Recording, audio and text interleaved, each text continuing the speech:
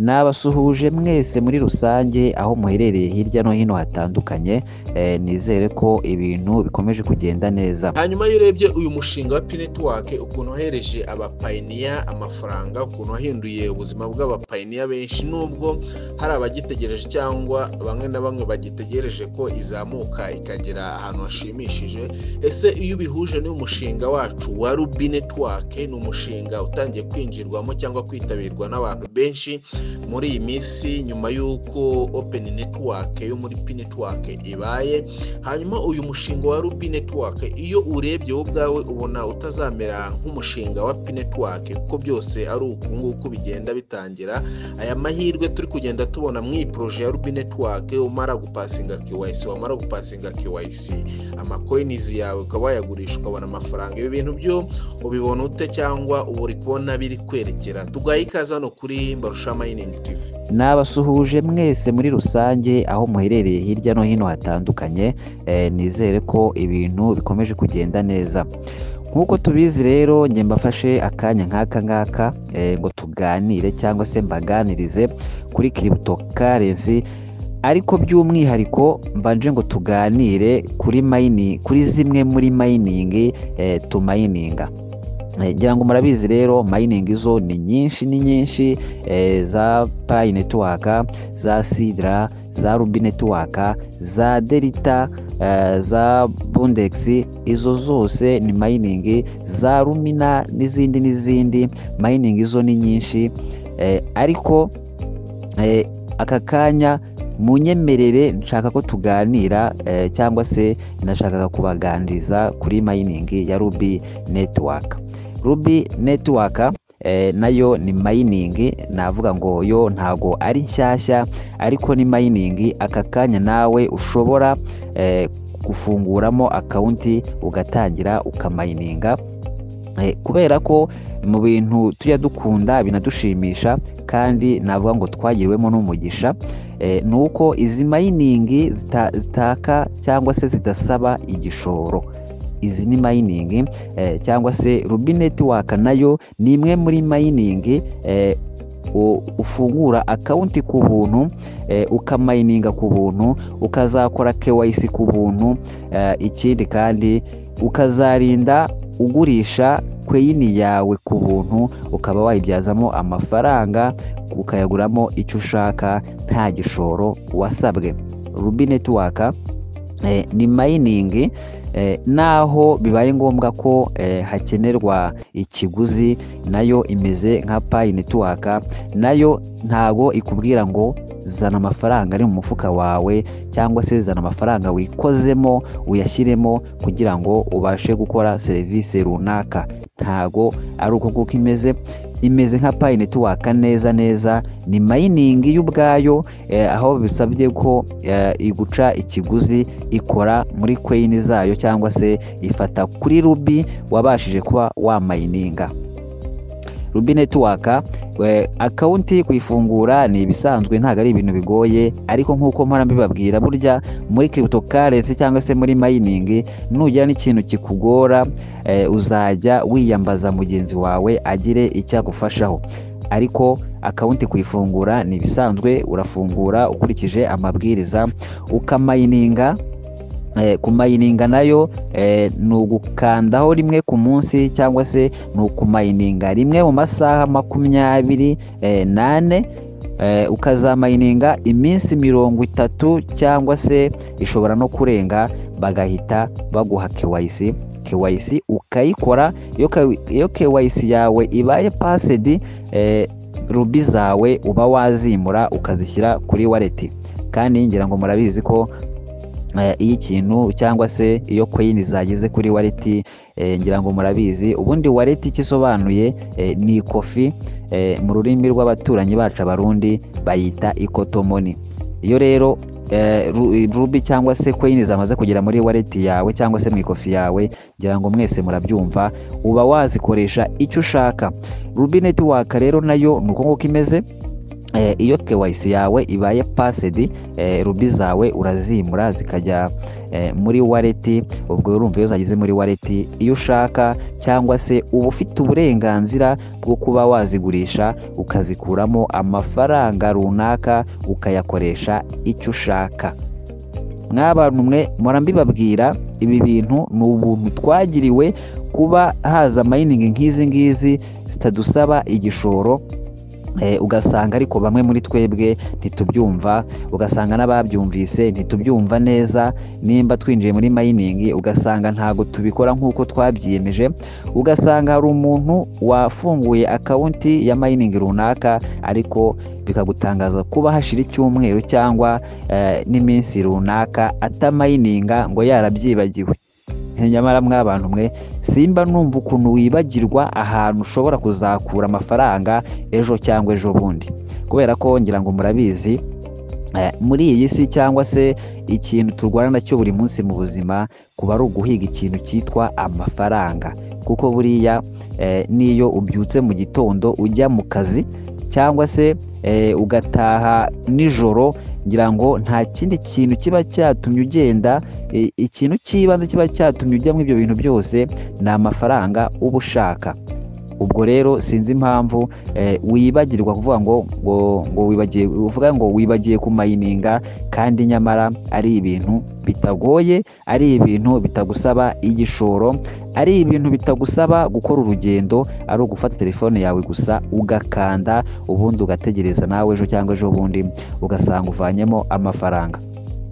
So rero mining ni ibintu muba mugomba kwitaho, ni ibintu burya cyangwa se ni ikintu iyo utakajeho amasaha 2 cyangwa se utakajeho uwo munsi cyangwa icyo cyumweru, uba utakaje ibintu byinshi.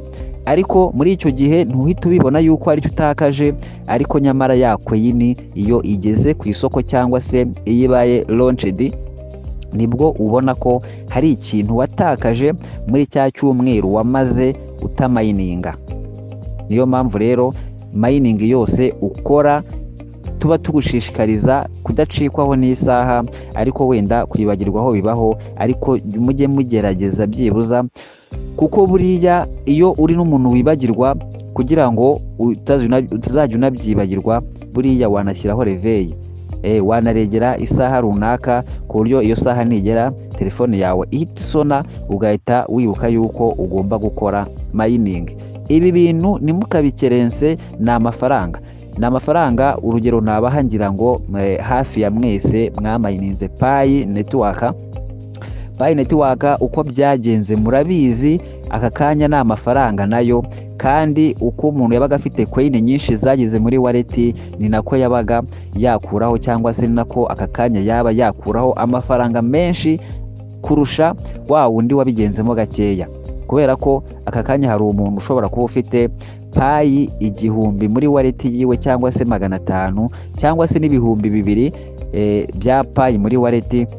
Urumva aka kanya azigurishije ntago yaba kimwe nawe ufitemo Pi 5 cyangwa 10 cyangwa 20. Kuba rero yaragize Pi, ibanga ryo kuba yaragize Pi ibihumbi bingahe muri wallet, aka kanya ashobora kugurisha akavanamo miliyoni nka zingahe, ibanga nta rindi, nuko yabyumvise vuba, akajya bikorera igihe, akajya mayiningira igihe, ntabe wa muntu ushobora kumara icyumweru atamayininze. Buriya mpora mbibabwira, kandi nzahora nanabibabwira, iyo ushaka kugira coin nyinshi utangirana na mining ikiza, cyangwa se ushobora kuba utabimenya ikije, ariko byibuza aho ubimenyeye ushobora guhita ufungura akawunti, noneho ugahita wiyemeza ko utazigera ucikanwa n'isaha n'imwe, cyangwa se udashobora gucikanwa n'umunsi wose utakanze kuri mining.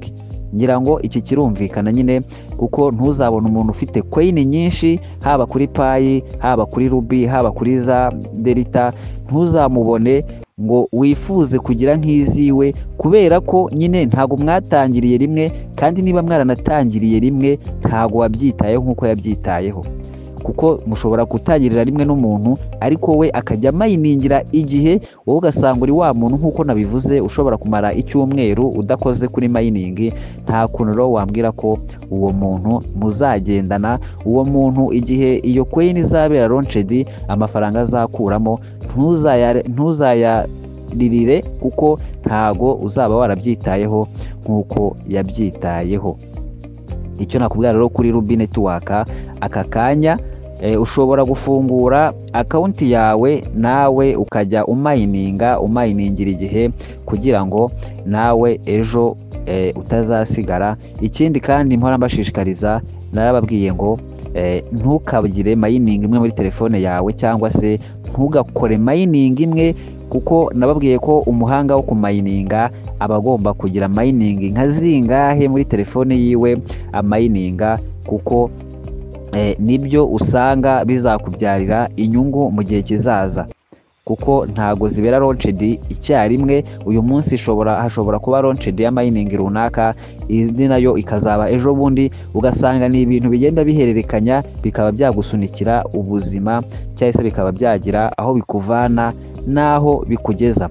Mayiningi ni nyinshi ariko mumbabarire mu nyumve, iyi Ruby Network ni muyiteho kubera ko yo yamaze kuba n'ifaranga rwose, yamaze kuba n'ifaranga, kuko muzabona hari abagenda banazigura.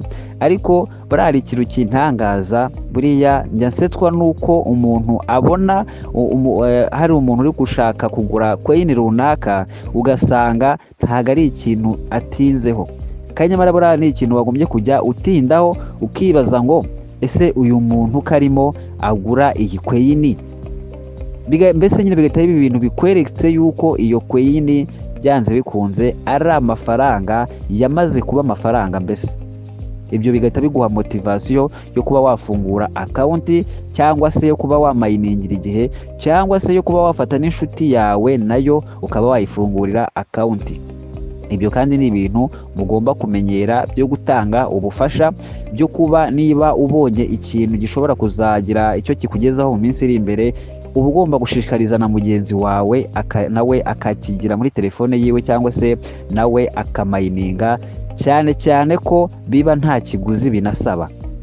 Ibintu bidasaba ikiguzi simba numva impamvu rwose utakabyitayeho, ntago impamvu mba nyibona na gatoya. So ntago nshaka ko ikiganiro kiba kirekire, tuzajya tugenda tuvuga kuri izi mayiningi zose mu buryo bushobotse, kubera ko izi ni mayiningi zagiye ziduha icyizere rwose, cyangwa se zikomeje kugenda ziduha icyizere, kuko nk'uko nabivuze buriya nta cyizere cyaruta yuko mayiningi ikwemerera ukayikora ku buntu ntigire ikiguzi ikwaka. Icyo nicyo cyizere cya mbere na mbere mayiningi iba yatanze, kirenze ibindi byizere byose biza nyuma y'icyo ngicyo, kuko tutirengagije ngira ngo hari izindi mayiningi nyine zishobora kukwaka ikiguzi, ariko izi ngizi zo ntago ariko zimeze. So nakubwira ngo rero wajoyininga cyangwa se nawe wafungura akawunti muri Ruby nawe ukayimayininga, n'izindi izo za Delta, za Rumira, za Pi Network, ubundi ibindi tugategereza. Kandi umuntu wo muri cryptocurrency cyangwa se umuntu winjiye muri cryptocurrency ntago aba agomba kugira ubunebwe, ntago aba agomba kugira huti. Cryptocurrency ni ukugenda gake gake kandi nta bunebwe ushyizemo, kuko ushyizemo ubunebwe ndakurahiye ntacyo wakwimarira muri cryptocurrency. Cryptocurrency mbese iribwa n'umuntu urambukirwa. Ngira ngo isomo mwagiye muribona no kuri Pi Network, ni umushinga cyangwa se ni mining twamayininze imyaka 6. Urumva rero ko umuntu warambiwe aka kanya ntago waba wamubaza Pi Network muri telefone yiwe, kandi nubwo wayimusangana wasanga nyine utazi ibyo ari byo, mbese nyine wasanga yarasigaye. Ubwo rero icyo nababwira cyangwa se icyo nabashishikariza, ntimukagire ubunebwe muri cryptocurrency. So mukomeze mugubwe neza rero, ubwo ibindi tuzakomeza tugere tubiganiraho nta kibazo. Izo mining zose muzimayininge rwose, turebe ko hari aho zazadukura naho zazatugeza. mukomeze mugubwe neza rero, Imana ikomeze ibarinde. Ciao ciao.